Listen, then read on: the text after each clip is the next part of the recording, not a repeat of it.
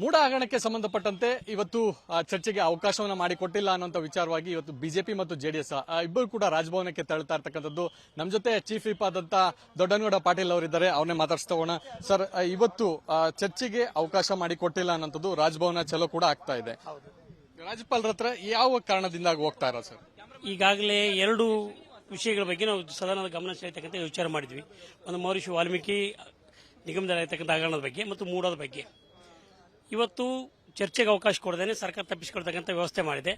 ಯಾವುದಕ್ಕೂ ಕೂಡ ಸ್ಪಂದನೆ ಮಾಡ್ತಾ ಇರತಕ್ಕಂಥ ಈ ಸರ್ಕಾರವನ್ನು ಸಿದ್ದರಾಮಯ್ಯ ರಾಜೀನಾಮೆ ಕೊಡಬೇಕು ಅಂತಕ್ಕಂಥ ಒತ್ತಾಯವನ್ನು ನಾವು ಮಾಡಿದೆ ಮತ್ತು ಸಿಬಿಐ ತನಿಖೆ ಕೊಡಬೇಕು ಅಂತ. ಇದು ಯಾವುದಕ್ಕೂ ಕೂಡ ಸೊಪ್ಪು ಆಗ್ತಾ ಇರತಕ್ಕಂಥ ಸಂದರ್ಭದಲ್ಲಿ ಇನ್ನೂ ಒಂದು ದಿವಸ ಅಧಿವೇಶನ ಇದ್ರೂ ಕೂಡ ಇವರು ಮೊಟಕುಗೊಳಿಸ್ತಕ್ಕಂಥ ಕೆಲಸವನ್ನು ಅವರು ಮಾಡಿದ್ದಾರೆ. ಚರ್ಚೆಗೆ ಎದುರು ಅವರು ಓಡೋಗಿದ್ದಾರೆ. ಇದೆಲ್ಲವನ್ನೂ ಕೂಡ ನಾವು ಖಂಡಿಸ್ತೇವೆ. ಹಾಗಾಗಿ ಎರಡೂ ಪಕ್ಷದ ಶಾಸಕರು ಮತ್ತು ನಾಯಕರು ಇವತ್ತು ರಾಜ್ಯಪಾಲರನ್ನು ಭೇಟಿಯಾಗಿ ಅವ್ರಿಗೆ ಮನವಿ ಸಲ್ಲಿಸತಕ್ಕಂಥ ಕೆಲಸ ಮಾಡ್ತೇವೆ. ರಾಜ್ಯಪಾಲರ ಬಳಿ ಏನ್ ಮನವಿನ ಕೇಳ್ತಾರೆ? ಯಾಕಂದ್ರೆ ಈಗ ಇದಕ್ಕೆ ಹಗರಣಕ್ಕೆ ಸಂಬಂಧಪಟ್ಟಂತೆ ರಾಜ್ಯಪಾಲರು ಕೂಡ ವರದಿಯನ್ನು ಕೇಳಿದ್ದಾರೆ ಸರ್ಕಾರದಿಂದ ಅನ್ನುವಂಥದ್ದು.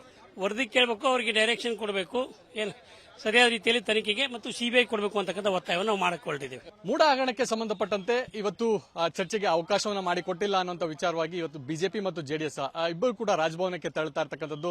ನಮ್ಮ ಜೊತೆ ಚೀಫ್ ವಿಪ್ ಆದಂತ ದೊಡ್ಡನಗೌಡ ಪಾಟೀಲ್ ಅವರಿದ್ದಾರೆ, ಅವ್ರನ್ನೇ ಮಾತಾಡ್ಸ್ತಾ ಸರ್. ಇವತ್ತು ಚರ್ಚೆಗೆ ಅವಕಾಶ ಮಾಡಿಕೊಟ್ಟಿಲ್ಲ ಅನ್ನೋಂಥದ್ದು ರಾಜಭವನ ಚಲೋ ಕೂಡ ಆಗ್ತಾ ಇದೆ. ರಾಜ್ಯಪಾಲರ ಹತ್ರ ಯಾವ ಕಾರಣದಿಂದ ಹೋಗ್ತಾ ಇರೋ ಸರ್? ಈಗಾಗಲೇ ಎರಡು ವಿಷಯಗಳ ಬಗ್ಗೆ ನಾವು ಸದನದ ಗಮನ ಸೆಳೆಯತಕ್ಕಂಥ ವಿಚಾರ ಮಾಡಿದ್ವಿ. ಒಂದು ಮಹರ್ಷಿ ವಾಲ್ಮೀಕಿ ನಿಗಮದಲ್ಲಿರ್ತಕ್ಕಂಥ ಹಗರಣದ ಬಗ್ಗೆ ಮತ್ತು ಮೂಡದ ಬಗ್ಗೆ. ಇವತ್ತು ಚರ್ಚೆಗೆ ಅವಕಾಶ ಕೊಡದೇನೆ ಸರ್ಕಾರ ತಪ್ಪಿಸಿಕೊಳ್ತಕ್ಕಂಥ ವ್ಯವಸ್ಥೆ ಮಾಡಿದೆ. ಯಾವುದಕ್ಕೂ ಕೂಡ ಸ್ಪಂದನೆ ಮಾಡ್ತಾ ಇರತಕ್ಕಂಥ ಈ ಸರ್ಕಾರವನ್ನು ಸಿದ್ದರಾಮಯ್ಯ ರಾಜೀನಾಮೆ ಕೊಡಬೇಕು ಅಂತಕ್ಕಂಥ ಒತ್ತಾಯವನ್ನು ನಾವು ಮಾಡಿದೆ ಮತ್ತು ಸಿಬಿಐ ತನಿಖೆ ಕೊಡಬೇಕು ಅಂತ.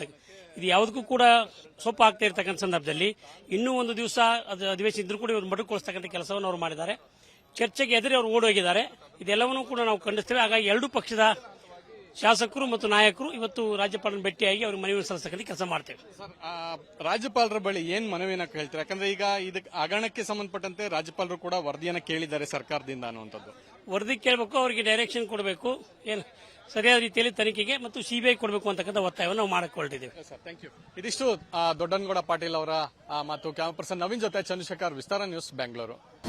ಅನುಕ್ಷಣದ ಸುದ್ದಿಗಳಿಗಾಗಿ ವಿಸ್ತಾರ ನ್ಯೂಸ್ ಯೂಟ್ಯೂಬ್ ಚಾನೆಲ್ ಸಬ್ಸ್ಕ್ರೈಬ್ ಮಾಡಿ. ಹೊಸ ಸುದ್ದಿಗಳ ನೋಟಿಫಿಕೇಶನ್ಗಾಗಿ ಬೆಲ್ ಐಕಾನ್ ಕ್ಲಿಕ್ ಮಾಡಿ. ಲೇಟೆಸ್ಟ್ ಅಪ್ಡೇಟ್ಸ್ಗಾಗಿ www.vistaranews.com ವೆಬ್ಸೈಟ್ಗೆ ವಿಸಿಟ್ ಮಾಡಿ.